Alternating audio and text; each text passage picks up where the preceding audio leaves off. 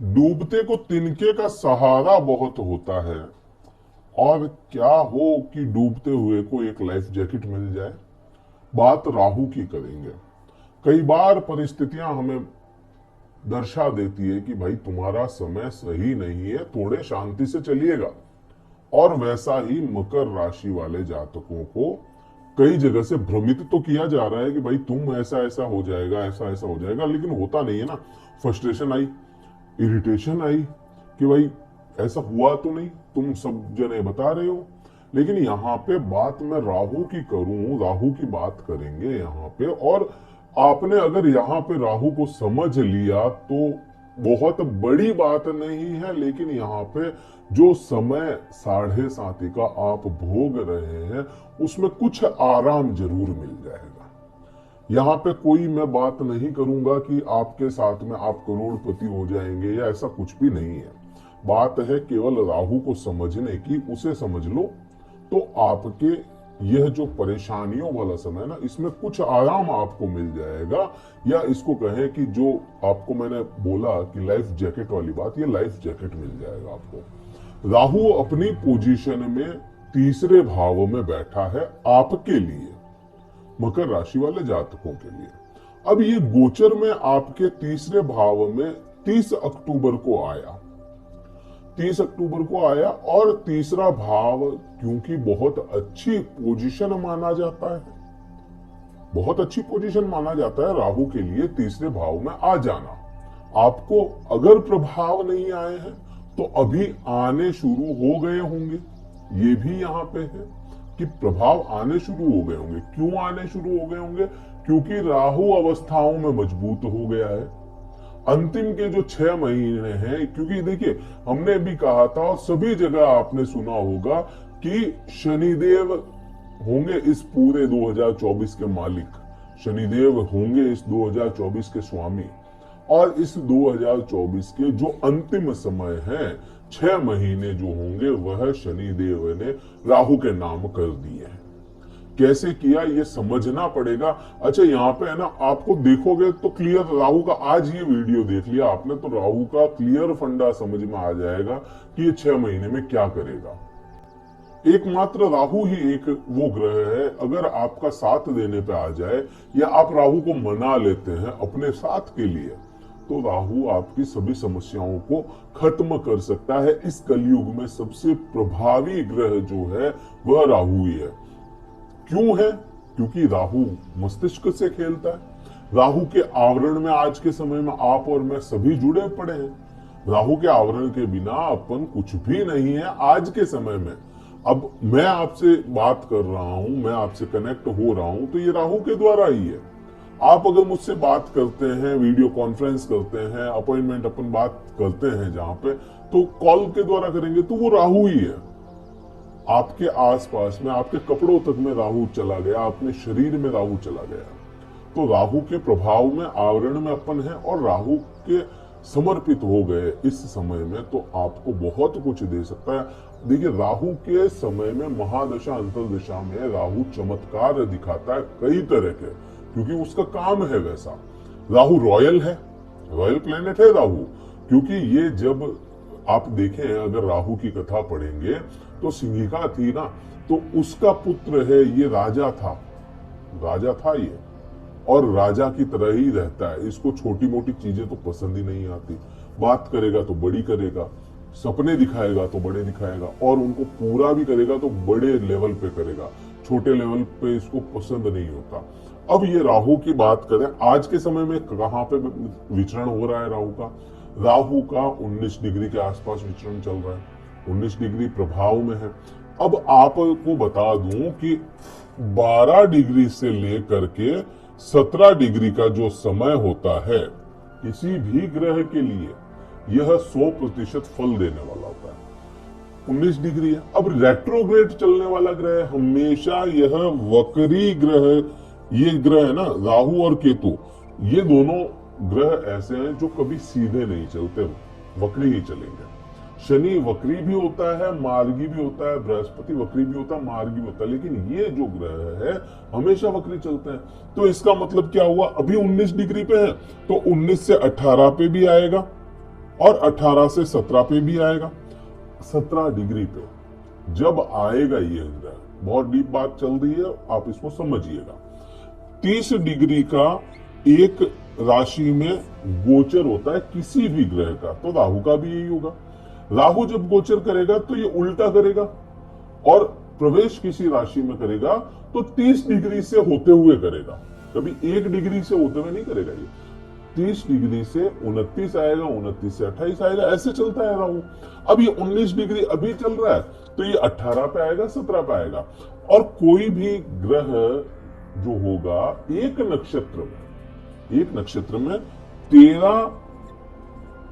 13 degree और कुछ कलाएं होती है, 1-2 कलाएं तक का, मोटा मोटी तौर पर 13 डिग्री एक राशि में ये रहता है, एक नक्षत्र में रहता है। कोई भी ग्रह हो एक नक्षत्र में 13 डिग्री तक रहता है। अब 30 डिग्री में से 13 निकाल करके 17 डिग्री आ जाता है, मीन्स 17 डिग्री पूर्ण प्रभाव में जब होगा यह अपना परिवर्तन करेगा नक्षत्र का। अब नक्षत्र का क्या परिवर्तन होगा वो देखोगे तो रेवती नक्षत्र में अभी चल रहा है। यह जब मीन राशि में प्रवेश किया था तो राशि जरूर यहाँ पे बृहस्पति की है, आपके शत्रु ग्रह की है राशि, फिर भी यहाँ पे आप देखो जिस नक्षत्र में प्रवेश किया वह नक्षत्र था रेवती, और रेवती नक्षत्र जो होता है बुध के अधीन होता है। बुध के अधीन नक्षत्र में आया। अब बुध कौन होता है? राहु का परम मित्र। अभी के समय में रेवती में ही है, 19 डिग्री पे अभी चल रहा है रेवती में। 17 डिग्री को यह परिवर्तन करेगा 9 जुलाई को, तब वह चला जाएगा उत्तरा भाद्रपद नक्षत्र में। उत्तरा भाद्रपद नक्षत्र किसका हो गया? शनिदेव का। अब शनिदेव ने राहु को शरण दी, या राहु, आप इसको समझो कि शनिदेव के नक्षत्र में राहु आ गया, तो यहाँ पे बस किसका चलेगा? राहु पे, शनि का। क्योंकि शनि जो है वह आपके द्वितीय भाव में, मतलब राहु से पहले शनि है, तो शनि के कहे अनुसार राहु काम करेगा। अब यहाँ पे बात हो जाती है शनि ने कैसे काम किया, राहु के नाम कर दिया ना ये 2024, तो यहाँ पे ये चीज अपने को क्लियर फंडा समझ में आ जाता है कि राहु पूर्ण प्रभाव में आएगा और इस पूरे साल पूर्ण प्रभावी ही रहेगा। ये अब पूर्ण प्रभावी रहेगा अंतिम के 6 महीने, तो ये अंतिम के 6 महीने आपको राहु के ही प्रभाव देखने को मिलेंगे। अब ये तीसरा भाव है, तीसरे भाव में राहु क्या करेगा? क्योंकि राहु के लिए कहते हैं ना कि बहुत अच्छा घर माना गया है, तीसरा, छठा, 10वां, 11वां और चौथा घर, ये राहु के लिए बहुत अच्छे घर माने जाते हैं। चौथे के लिए हर कोई नहीं कहता, लेकिन हाँ चौथे में प्रभाव अच्छे हमने देखे हैं। तो तीसरे भाव में यह देखिए राहु क्या करता है, दिमाग से खेलता है। कभी भी राहु आपको बॉडी पे नहीं असर लाएगा, पहले लाएगा सिर पे असर, दिमाग पे असर लाएगा, दिमाग घुमा देगा, दिमाग से ही काम करेगा। स्मार्ट वर्क करने में विश्वास रखता है राहु। राहु कभी हार्ड वर्क नहीं करेगा। अगर कोई चीज खिसकानी है ना, तो राहु ये नहीं कहेगा कि उसको उठाओ, राहु कहेगा थोड़ा धक्का दो, खिसक जाएगी। कहीं कोई चीज ले जानी है तो राहु का काम ही यही होता है, स्मार्ट वर्क करवाता है। डिसीजन मेकिंग पावर है राहु के पास में, क्योंकि दिमाग से ही कोई तरह का डिसीजन लेंगे। पराक्रमी है ये, महावीर ग्रह, ग्रहों की श्रेणियों में राहु ही एकमात्र ग्रह है जिसको महावीर की उपाधि दी ऋषि पाराशर ने। मंगल महावीर नहीं है, ताकतवर है, सेनापति की उपाधि है। हनुमान जी है महावीर, लेकिन यहाँ पे ग्रहों की बात करोगे तो यहाँ पे महावीर कौन हो जाता है? केवल और केवल राहु। तो राहु के पास में उतना बल होता है या इतनी ताकत है। राहु क्या है? भूख है, आपके शरीर की भूख है ये राहु। जो मिलेगा उसको अपने अंदर समाहित करने का काम करता है, और जहां बैठता है ना वहां की चीजों को एकदम से बढ़ाने का काम करता है। अब ये क्या हो गया? पराक्रम भाव है, पराक्रम में वृद्धि करवाने का भाव है। अब आज के समय में अगर पराक्रम की बात करोगे तो आज के समय में जो सिचुएशन होती है ना उसको हैंडल कैसे किया जाए, वो पराक्रम है आपका। आपके सामने कोई भी परिस्थिति बनी उसको कैसे हैंडल करोगे वो पराक्रम है। क्योंकि आज के समय में तो तलवार उठा के जाओगे नहीं कहीं पे, तो यहाँ पे यही चीज हो जाती है, आपको सिचुएशन के मुताबिक ढालने के लिए यह राहु पराक्रम भाव में आया हो। और ये 7.5 के जो चैप्टर्स चल रहे हैं, ये लेसन्स चल रहे हैं, ये सिखाएगा ये राहु आपको कि पराक्रम कैसे दिखाना है, कहीं पे डिसीजन आपको कैसे लेना है। तो यहाँ पे ये चीज हो जाती है। तीसरे भाव में है तो प्लानिंग का भाव है, ये रूपरेखा कैसे तैयार करोगे। तो प्लानिंग करके अगर कोई काम करोगे तो उसमें आपको राहु डिपिक्ट कर देगा। बहुत ज्यादा प्लानिंग नहीं, हाँ ठीक है सोच लिया ये काम करना है, ठीक है सोच लिया, उसके बारे में थोड़ा बहुत रूपरेखा बहुत बड़ी तैयार नहीं करनी, जैसा आया समय पे काम हुआ वो कर देना आपको। तो यहाँ पे ये राहु उसको और पॉजिटिव करने की कोशिश करेगा। अब क्योंकि ये भाव भी छोटे भाई बहनों का है, पुराने मित्रों का है, तो यहाँ पे राहु को आप देखेंगे पुराने मित्रों से मिलाने का काम करेगा ये आपसे।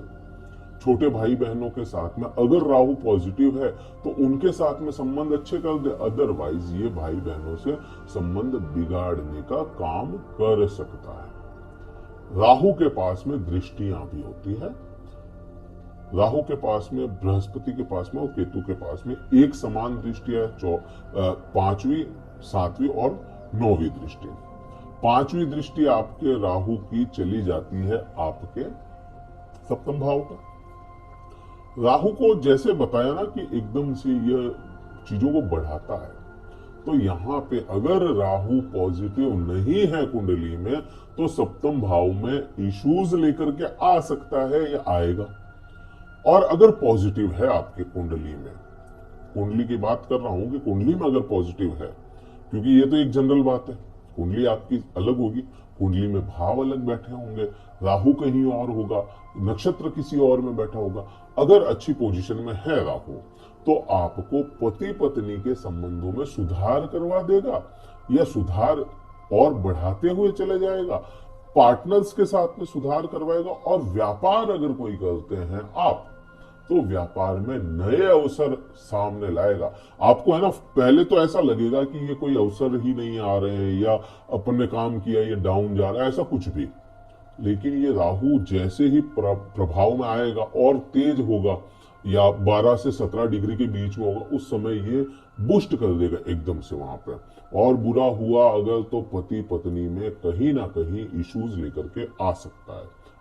तो यहाँ पे ये तो 7वें भाव में तो ये इसके प्रभाव आपको शायद समझ में आ गए होंगे। अब बात करते हैं 7वीं दृष्टि की। अब 7वीं दृष्टि में केतु बैठा है, केतु का विराजमान वहां पे हो जाना मेन तो केतु का ही प्रभाव लाएगा। अब क्योंकि ये धर्म का भाव भी है, पिता का भाव भी है, तो यहाँ पे केतु का प्रभाव होगा। और केतु आध्यात्मिक ग्रह है ना, तो धर्म से जोड़ता है ये।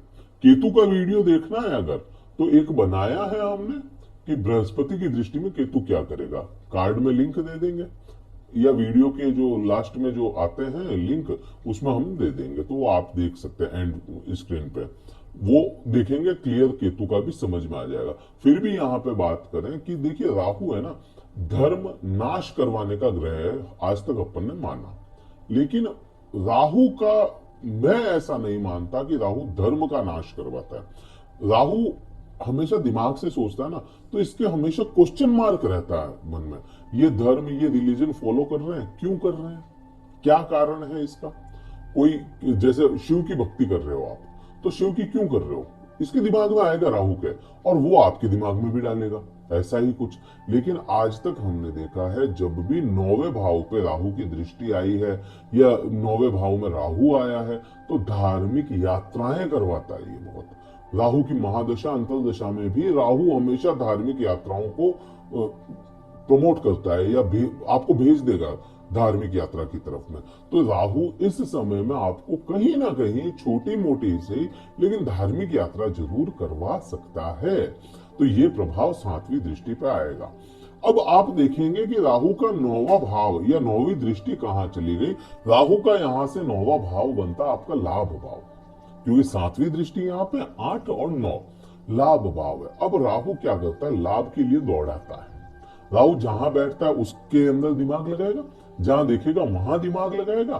तो यहाँ पे राहु का दिमाग भी पूरा का पूरा आपके लाभ पे चला जाए। आपके दिमाग में बार बार चीजें आएगी कि मैं ये काम कर रहा हूं, इसका मुझे लाभ नहीं मिल रहा। लाभ कैसे मिलेगा?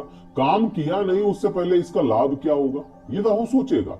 आपको यहाँ पे काम कर देना है, लाभ राहु अपने आप खींच करके आपको ला करके देगा ही देगा।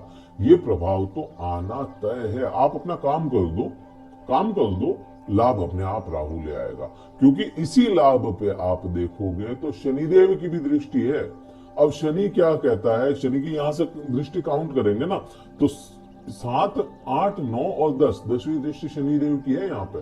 तो यहाँ पे क्या करेगा, शनि का काम क्या होता है कि कर्म करो, फल की इच्छा मत करो, फल मैं अपने आप दे दूंगा। अब लाभ पाओ पे शनि की दृष्टि है तो शनि क्या कहेगा, लाभ चाहिए ना, काम कर ले काम। और राहु क्या कहेगा कि मेरे को पहले लाभ मिल जाए। तो यहाँ पे कॉन्फ्लिक्ट होने की संभावना है। लेकिन आपको मेन, क्योंकि शनि की 7.5 ही चल रही है घुमा के, तो बात तो वही आ जाती है। तो यहाँ पे काम कर देना है, लाभ राहु अपने आप खींच लेगा। अब क्योंकि दोनों ग्रहों की दृष्टि और दोनों पॉजिटिव होंगे तो अपने आप खींच के देंगे आपको लाभ। तो ये इस प्रकार से प्रभाव आएगा। वीडियो कहीं अच्छा लगा हो, लाइक करना है, शेयर करना है।